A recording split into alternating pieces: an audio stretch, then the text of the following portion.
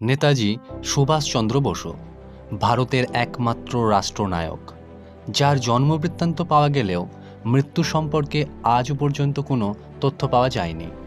তবে তিনি অমর হয়ে আছেন ভারতবাসীর মনে। নেতাজি, তোমরা আমায় রক্ত দাও, আমি তোমাদের স্বাধীনতা দেব। উক্তিটি যেমন সকলের পরিচিত, সেই রকম আরও কিছু বার্তা তিনি দিয়েছিলেন দেশবাসীকে, যা আজও শুধু যুব সমাজ না, গোটা দেশবাসীকে অনুপ্রাণিত করে। তার দেওয়া বৈপ্লবিক ধারণা সম্পর্কে জানতে ভিডিওটি স্ক্রিপ্ট না করে শেষ পর্যন্ত দেখুন।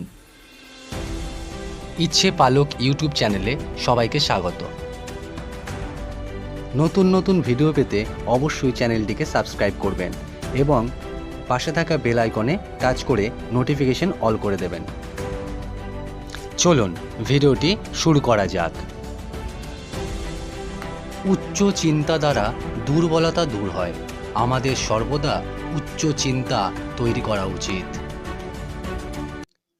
মানুষ যতদিন বেপরোয়া, ততদিন সে প্রাণবন্ত। নরম মাটিতে জন্মেছে বলেই বাঙালির এমন সরল প্রাণ। আপনার নিজের শক্তিতে বিশ্বাস করুন, ধার করার শক্তি আপনার জন্য মারাত্মক। মনে রাখবেন, সবচেয়ে বড় অপরাধ হচ্ছে অন্যায়কে সহ্য করা এবং অন্যায়ের সাথে আপোষ করা। সংগ্রাম আমাকে মানুষ করে তুলেছে এবং আত্মবিশ্বাস দিয়েছে, যা আগে আমার ছিল না। যদি কখনো মাথা নত করতে হয়, বীরের মতো মাথা নত করুন। সাফল্য সবসময় ব্যর্থতার স্তম্ভের উপর দাঁড়িয়ে থাকে, তাই ব্যর্থতাকে কেউ ভয় পাবেন না। যারা ফুল দেখে উত্তেজিত হন, তারাও কাঁটা দ্রুত অনুভব করেন।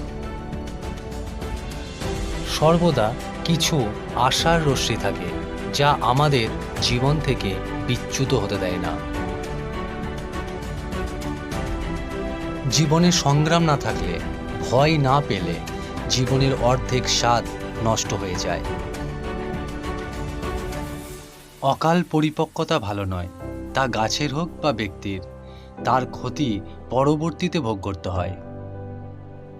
একদিন আমি অবশ্যই জেল থেকে মুক্তি পাব, কারণ প্রতিটি দুঃখেরই অবসান ঘটে। ভিডিওটি ভালো লাগলে অবশ্যই লাইক, শেয়ার, কমেন্ট ও সাবস্ক্রাইব করবেন। ধন্যবাদ।